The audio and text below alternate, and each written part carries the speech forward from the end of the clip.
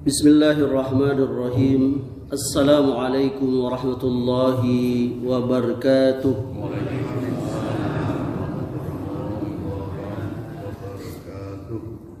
Innal hamdalillah nahmaduhu wa nasta'inuhu wa nastaghfiruh wa na'udzu billahi min shururi anfusina wa min sayyiati a'malina.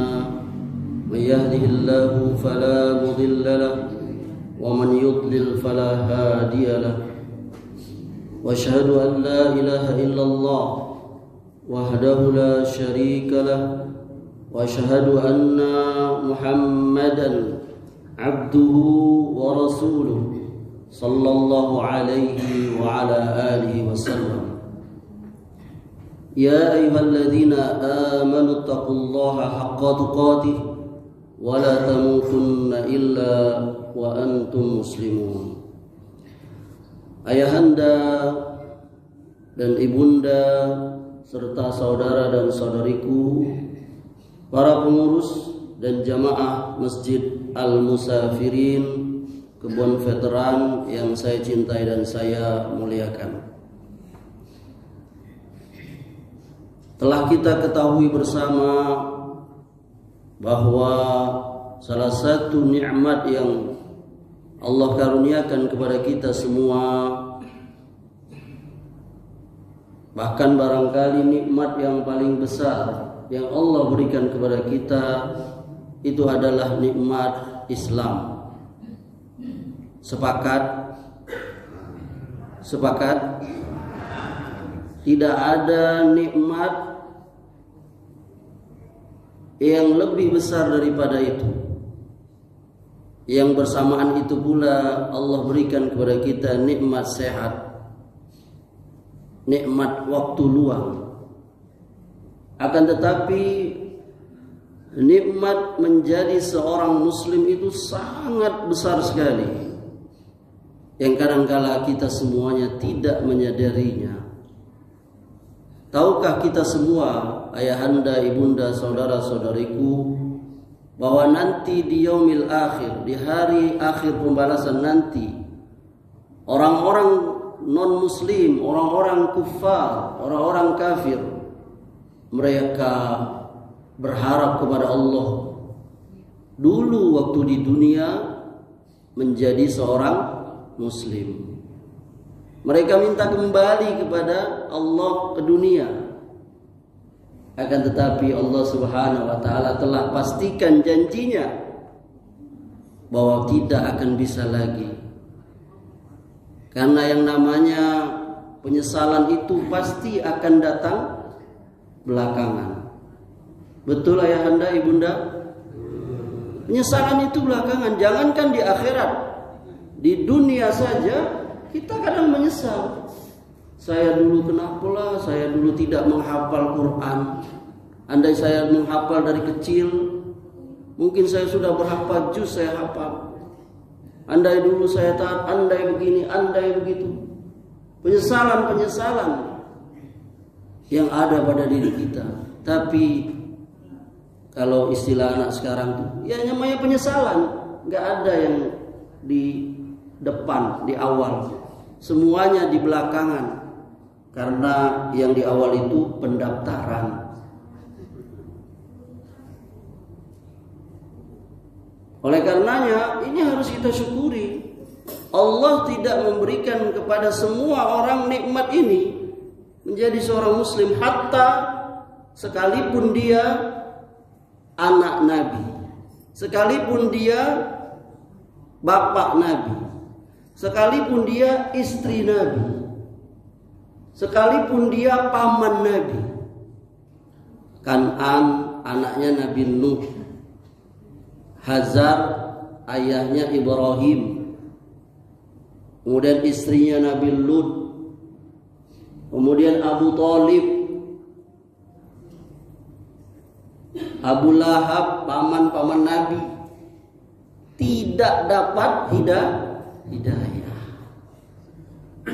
Dan kadang-kadang mereka baik. yakni Abu Thalib itu sangat baik kepada Nabi SAW, membantu Nabi, membela Nabi, Kalau istilah sekarang tuh jadi backingnya lah. Kalau ada yang ganggu Muhammad, Abu Thalib saf terdepan membela Nabi. Tapi berbanding dengan itu, Allah tidak berikan hidayah kepada Abu Thalib sampai dia wafat. Nabi mengajak dia. Lalu Abu Jahal CS berkata, jangan Abu Thalib, jangan kau tinggalkan agama nenek moyang kau ini. Dan dia memilih agama nenek moyang itu. Dan dia wafat mati dalam keadaan kafir kepada Allah. Tapi karena kebaikannya Nabi teringat terus. Dan Nabi berdoa. Lalu Allah melarangnya.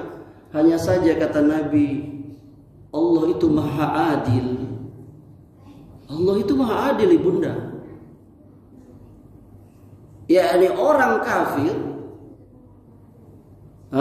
sekalipun dia kafir, Allah akan balas dia dengan kebaikan. Apabila seorang kafir berbuat kebaikan, maka Allah akan balas dia dengan kebaikan di dunia saja, di akhirat Allah tidak balas. Dan kekhususan Abu Thalib, karena Nabi yang minta, Allah izinkan Nabi, Allah kasih keringanan siksa kepada Abu Thalib. Tahu ibunda, ayah anda siksa yang paling ringan Abu Thalib. Dia enggak disiksa di kerak neraka, tidak. Dia tidak disiksa di asfali minan nar, dia tidak di kerak neraka, tidak seperti orang munafik, tidak. Dia di atas neraka. Dia disuruh pakai sendal dari api neraka. Cuman mendidih otaknya. Bayangkan tuh siksa teringat. Pakai sendal api neraka, mendidih otaknya. Itu yang paling ringan. Maka Allah Subhanahu wa taala memberikan kepada kita hidayah Islam, hidayah iman. Kadang kita, sebagian kita tidak menyadarinya. Nikmat dari orang Islam itu.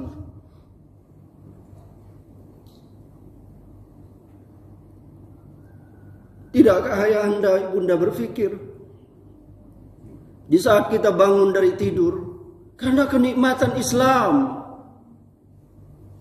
Karena Islamlah kita orang Islam berbangun pagi-pagi, bahkan sebelum subuh sebagiannya. Kalau istilah jam, karena jam baru sekarang, zaman Nabi gak ada jam.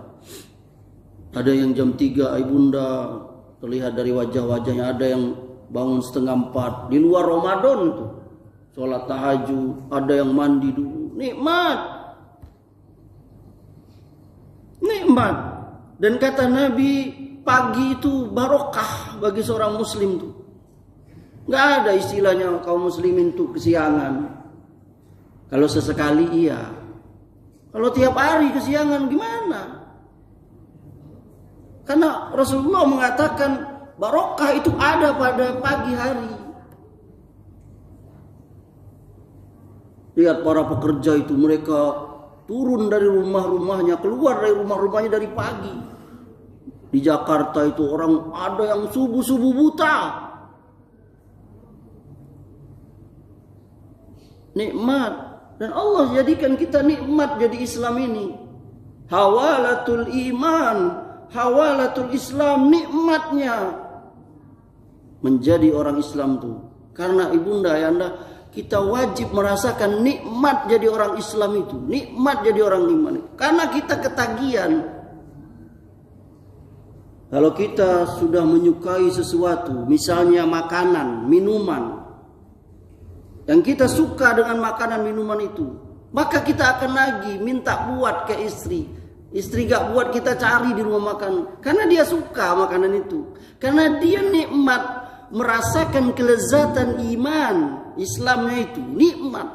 Jadi sesuatu yang Allah perintahkan kepada dia untuk dia kerjakan, sesuatu yang Allah larang untuk dia kerjakan, yang dia suruh Allah tinggalkan, itu bukan lagi merupakan yakni keterpaksaan, akan tetapi itu merupakan kelezatan bagi dia. Lihat ayahanda ibunda merasakan nikmat sholat. Betul ibunda?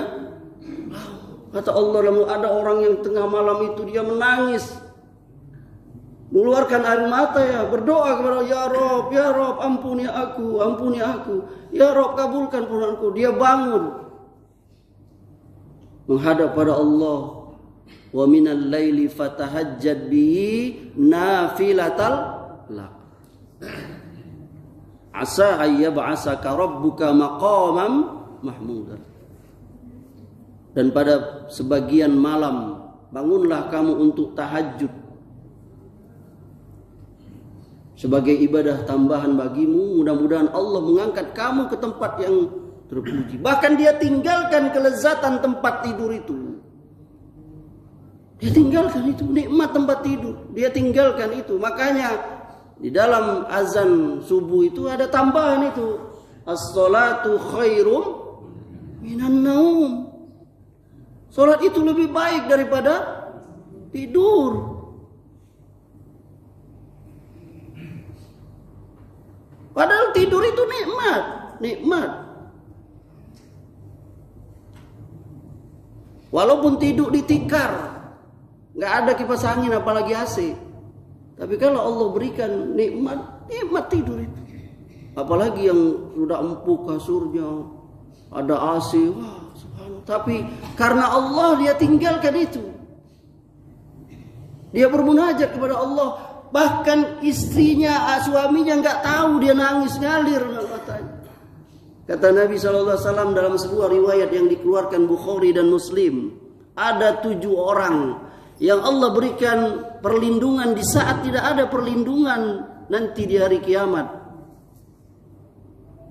yakni di padang mahsyar, ketika orang-orang sibuk dengan dirinya itu. Yang kata Nabi, kita akan dikumpulkan di padang mahsyar dalam keadaan telanjang, tidak berpakaian dan belum disunat. Sampai ibunda kita radhiyallahu anha Aisyah, istri Nabi yang sangat dicintai, berkata, apa kita enggak malu ya Rasulullah? Kata Rasulullah, nafsi kita sudah sibuk dengan diri kita, jadi kita tidak sibuk lagi ngejoi orang lain. Kalau sekarang kan kita sibuk ngejain orang lain, ayahanda. Apalagi orang telanjang, ya kan? Apalagi zaman sekarang keluar HP langsung, tengok orang, min, kirim ke Bengkulu Info, ya kan? Tapi pada saat itu, pada saat peristiwa padang mahsyar, sejak Nabi Adam sampai manusia terakhir nanti dikumpulkan oleh Allah dalam keadaan tanpa busana dan belum dikhitan.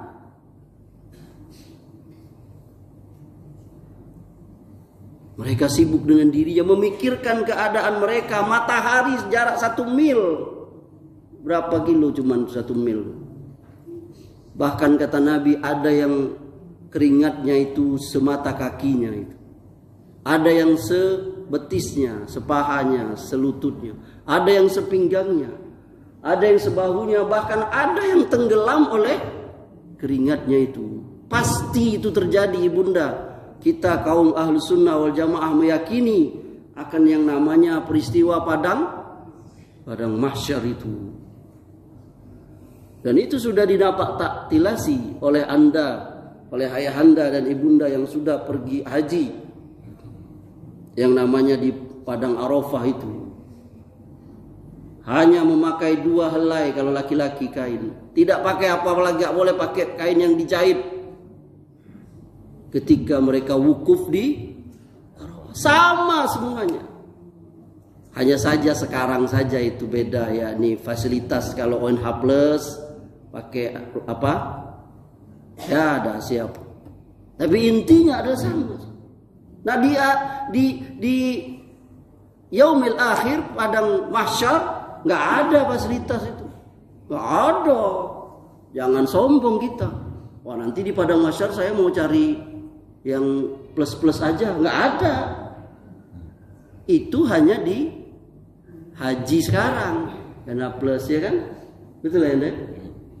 Ya masing-masing nggak ada, sama semuanya. Maka apa yang mau kita bawa? Maka apa yang mau kita bawa, ibunda? Harta yang kita banggakan itu, alhaakumut takasur. Hatta zurtumul maqabir. Berbangga-bangga banyaknya harta kamu. Yani at-takasur tadi, kasur tadi itu melalaikan kamu. Kasur itu memang melalaikan. Bangga-bangga orang jabatan, padahal semuanya itu fana. Hatta zurtumul maqabir. Sampai kamu masuk ke liang kubur. Nggak ada orang yang abadi, nggak ada.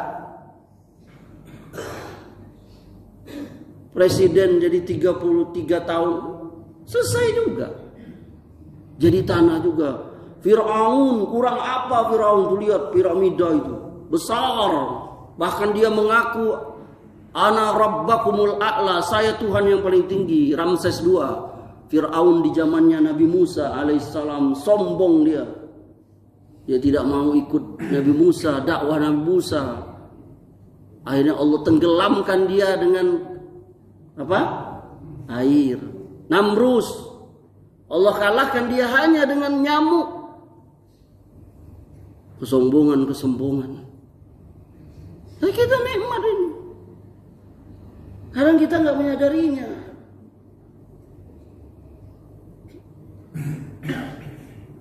Setelah mati baru. Maka kata Nabi,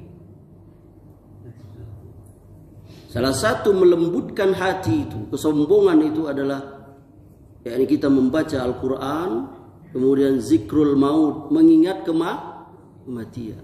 Coba ayah anda lihat kalau kita mengantar mayat itu, kita lihat mayat ini dia pejabat dulu, ini dia dulu panglima, ini dia dulu tokoh masyarakat besar, jubahnya lengser nyeser di tanah, tongkat komandonya. Tapi dia mati juga. Di kapan juga itu. Busuk juga itu. Mungkin kalau paling gemuk, maaf yang gemuk ya, paling banyak ulatnya.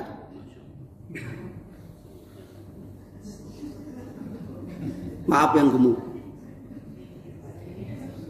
Yang kurus berbahagialah. Dikit ulatnya. Ya apa yang nak dimakan tulang kalau.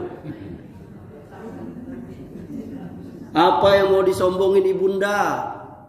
Kunyit-kunyit ibunda yang di leher dan di tangan itu, apa yang mau disombongkan ketika pergi kondangan? Iko berapa? Iko Pak? Dia mau lihatkan kunyitnya itu. Apa yang disombongkan ayahanda ibunda?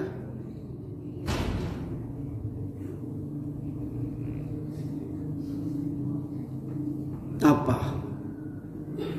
Gak ada Allah jadikan. Kalau sudah bertemu dengan malakatul maut,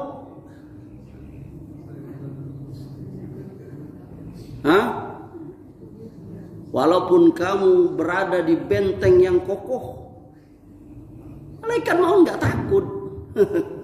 Walaupun dikawal oleh Kopassus. Tahu Kopassus? Yang pasukan satu orang bisa lawan 10 orang.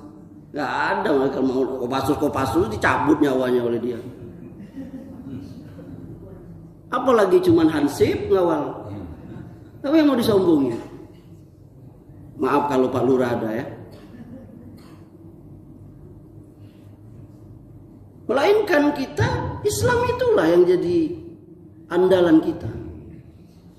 Allah jadikan kita Islam ini nikmat karena ini modal kita masuk surga. Kalau orang mati dalam keadaan di luar Islam tidak masuk surga, ibunda pasti itu. Jangan kita ragu. Allah perintahkan kita wala tamutunna illa wa antum muslimun. Dan janganlah kamu mati melainkan dalam keadaan muslim, dalam keadaan beragama Islam. Kenapa? Karena itu modal masuk surga, passwordnya. Password masuk surga itu jadi muslim, Islam. Kalau ada Islam tak masuk. Sama seperti kita masuk ke gedung teater, apa lagi? Bioskop. Harus ada tiket, kalau tidak diusir oleh penjago. Kecuali kalau kita anaknya yang punya apa? Bioskop tuh. Tidak. Tapi ini surga Allah, milik Allah, tidak bisa kita nak jual nama Allah. Aku ni anak Allah. Innalillahi wa rajiun, sama kita orang Nasrani berarti. Tidak bisa gitu. Passwordnya itu. Asyhadu an la ilaha illallah wa asyhadu anna Muhammadur Rasulullah. Makanya orang non muslim kalau dia masuk Islam wajib itu. Tapi kalau kita yang sudah Islam dari lahir, dari orang tua kita, nikmat Islam tadi itu. Karena Nabi mengatakan kullu mauludin yuladu alal fitrah fa abawahu yuhawidani au yunasrani au yumassani. Setiap anak itu lahir dalam keadaan fitrah, kurung suci. Maka orang tuanya yang menjadikan dia Yahudi, Nasrani, Majusi. Kalau orang tuanya Muslim, jadi dia Muslim. Maka kita balik ke awal tadi itu. Kita jadi Muslim, sebagian besar kita di dalam masjid ini, dek karena orang tua kita Islam. Itu nikmat itu, nggak bisa milih kita. Ada takdir Allah itu yang kita bisa milih. Ada. Kita mau pintar, mau sehat, itu bisa kita milih. Jaga makanan, olahraga itu. Tapi ada nikmat yang Allah berikan itu nggak bisa kita milih. Macam mana bentuk muka kita, bisa nggak kita milih? Bisa? Nggak bisa. Ada yang hidungnya maju nian, sampai susah minum, nyangkut di. Ada yang mundur nian hidungnya, sampai nggak bisa nyangkutin kacau. Maaf ya, itu contoh aja. Nggak bisa kita milih. Kalau kita milihnya mungkin ya Allah kasihlah hidung mancung kayak Brad Pitt. Nggak bisa, Allah nentukan. Dan itu ada hikmahnya semua. Makanya ada ras ini, ras itu. Tuh kita orang Indonesia kecil-kecil ya kan. Kalau pergi umroh tuh wise. Segini lah gitu oleh Afrika, Amerika ya kan. Tak bisa kita milih. Milih orang tua juga tak bisa. Iya kan? Kalau kita bisa milih orang tua mungkin ambu maleu, gaya ambu tuh. Ngapu berang terus pemarah.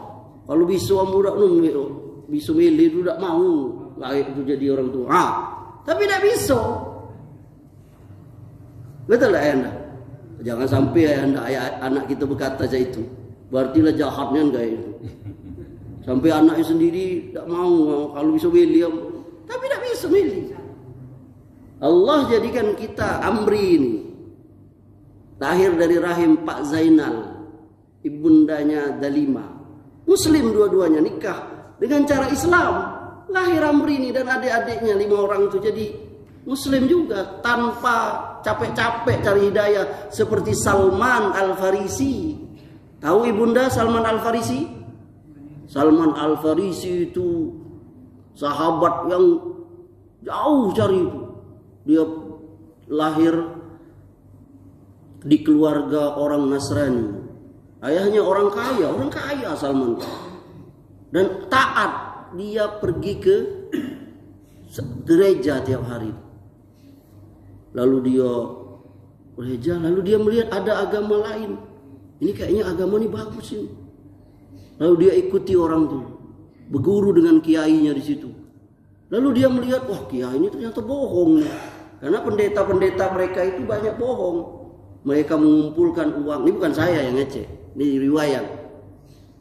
Mereka kumpulkan uang tapi untuk memperkaya dirinya. Ketika dia mati, kata Salman, dia tuh banyak hartanya disimpan di situ. Oh, jadi selamanya harta yang kami kasih tak dia bagi-bagikan ke orang miskin? Enggak. Ini buruk ini Salman. Akhirnya dia pindah lagi ke agama lain, pindah sampai dia dapatlah seorang katakanlah orang ahli ilmu agama sebelum Nabi SAW. Lalu dia bilang, kau pergi ke negeri yang banyak pohon kormanya. Di situ akan lahir seorang nabi namanya Ahmad. Wah, akhirnya dia cari. Menarik sekali itu kalau ibunda baca kisah tentang mencari Islamnya Salman itu. Tidak hadir dalam ingatan saya siapa nama asli Salman. Salman itu kan selamat, sejahtera. Nah itu nama, dikasih nama oleh Rasulullah Salman. Salman itu kan Islam, Muslim, Taslim, Aslam. Salman, so Islam dia. Ini kita nggak capek-capek nyari. Kita langsung lahir aja langsung nama kita Islam. Ada Ibrahim, ada nama Ibrahim sih. Ada Ismail, ada nama Ismail. Ada nama Muhammad, ada nama Muhammad. Oh, Masya Allah. Nama Nabi, jangan main-main tuh ya Anda. Nama Nabi, jangan bikin malu Nabi. Karena sebagian orang namanya nama elok, tapi kelakuannya 17 setan. Namanya Ismail, tapi tengkar sama orang tua. Cuman nama Ismail. Ismail itu kan anak yang paling taat. Cobalah, siapa yang paling taat anak di dunia ini? Anak Ibrahim Ismail itu. Sampai nak digorok oleh iyo ya Anda, gawe gelah. Kira kalau kita sekarang cuman. Kalau anak Gen Z sekarang, woi pak, kelak dulu pak. Ngapa udah papa aja yang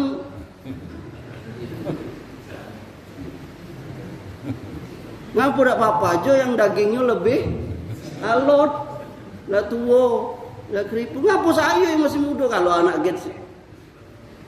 Saya rasa kalau benar-benar syariat korban itu kayak anak, dah ada kita. Subhanallah, dah ada gitu, sanggup seperti Ibrahim. Mana ada? Sanggup? Sanggup anda? Tidaknya, apalagi ibunda, gak sanggup Ustaz. Saya aja saking cintanya kepada anak tuh. Kalau anak sakit digigit nyamuk aja, biarlah mama yang begitu kecintaannya ibunda kepada anaknya itu. Saya selalu teringat kepada ibu saya, bagaimana dia melahirkan kita itu. Berapa ratus, berapa ribu urat yang putus. Maka kata Nabi itu, ibumu, ibumu, ibumu, bapakmu. Lalu kata para ulama, kenapa Nabi menyebut 3 kali itu? Bapak cuma sekali. Karena ibulah yang hamil, yang melahirkan, yang menyusui. Bapak cuma nyetor aja.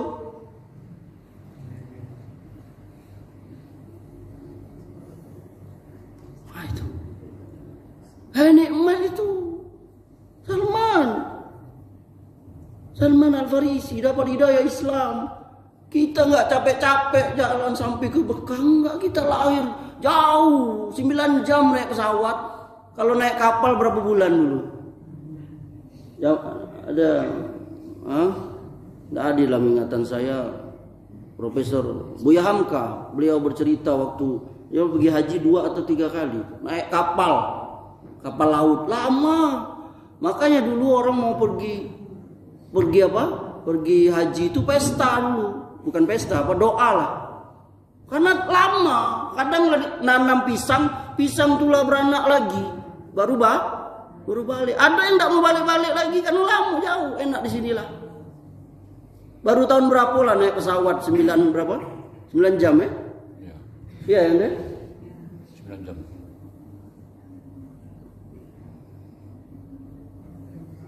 Subhanallah, kadang kita nggak nyadari nikmat ini ya Anda.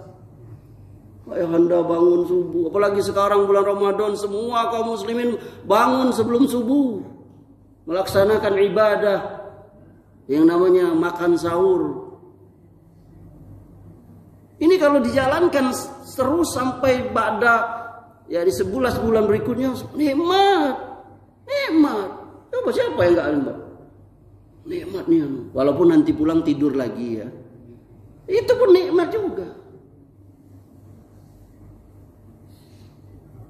Saya tadi diingatkan sampai jam 6 saja Ustadz katanya. Ini sudah jam 6, ini baru muqaddimah. Baru mengetuk hati. Para ustadz itu dia berdakwah itu harus mengetuk hati orang dulu. Sentil hati itu. Baru dia buka hatinya itu. Oh iya, inti dari pembicaraan saya pagi hari ini adalah kita harus jadi orang yang selalu bersyukur. Syukur ayanda. Wallahu akhrajakum min butuni ummahatikum la ta'lamuna syai'a wa ja'alakumus sam'a wal absara wal af'idah la'allakum tashkurun. Allah keluarkan kamu dari perut ibu-ibu kamu dalam keadaan tidak punya apa-apa. Jangankan harta yang em-eman, pakaian aja kita nggak bawa. Nggak ada orang lahir langsung pakai celana jeans, nggak bawa apa-apa. Allah kasih kita pendengaran, penglihatan dan hati, la'allakum tashkurun, agar kamu bersyukur. Jadi kalau ditanya, Ustaz, apa perintah Allah pertama kali kita lahir? Bersyukur, suruh bersyukur. Orang yang bersyukur itu adalah orang yang menggunakan apa yang Allah berikan kepada dia sesuai dengan keinginan Allah. Dan Allah ciptakan kita untuk beribadah kepada Allah. Wa ma khalaqtul jinna wal insa illa liya'budun. Kita di dunia saja dibuatnya satu barang itu kan sesuai apa aja. Kita gunakan barang itu sesuai untuk kegunaannya. Jangan jadikan pisau itu untuk nodong. Karena bukan itu dibuat pisau itu. Pisau itu untuk memotong. Yakni motong bawang sebagainya. Maka kita bersyukur jadi orang Islam. Maka la in syakartum la azidan wa la in kafartum inna azabi lasadid. Barang siapa bersyukur, Allah akan tambah nikmat. Kalau kita kufur nikmat, maka bersyukur terus setiap hari. Kita bersyukur jadi orang Islam. Jadi nikmat itu. Karena apa? Karena tidak ada jaminan kita jadi orang Islam. Pasti nggak ada itu. Makanya Allah mengatakan, wala tamutunna illa wa antum muslimun. Karena kata Rasulullah, ada orang yang paginya kafir, sorenya dia beriman. Sebaliknya ada orang yang paginya yakni iman, sorenya bisa kafir. Banyak orang sekarang murtad. Maka kita berdoa itu, doa ibunda jangan lupa itu. Doa Allahumma a'inni ala zikrika wa syukrika wa husni ibadati. Minta tolong kepada Allah. Kemudian doa juga, Rabbana la tuzigh qulubana ba'da iz hadaitana wa hab lana min ladunka rahmatan innaka antal wahhab. Saya kalau khutbah Jumat, saya ini doa jadi favorit saya ini. Ya Tuhanku, janganlah Engkau condongkan hatiku kepada kesesatan setelah Engkau berikan iman. Rabbana la tuzigh qulubana ba'da iz hadaitana, setelah Engkau berikan hadaitana, petunjuk kepada kami. Sesungguhnya Engkau yang memberi petunjuk. Barangkali ini yang bisa saya sampaikan. Sudah siang, barangkali ayahanda mau bekerja juga. Semoga Allah Subhanahu wa taala memberkahi ayahanda dan ibunda. Dan Allah wafatkan kita dalam kondisi Islam, dalam keadaan husnul khatimah. Amin ya rabbal alamin. Ada yang ingin bertanya? Kalau tidak ada cukup. Subhanakallahumma wa bihamdika asyhadu an la ilaha illa anta astaghfiruka wa atubu ilaik. Wabillahi taufiq wal hidayah. Wassalamu alaikum warahmatullahi wabarakatuh.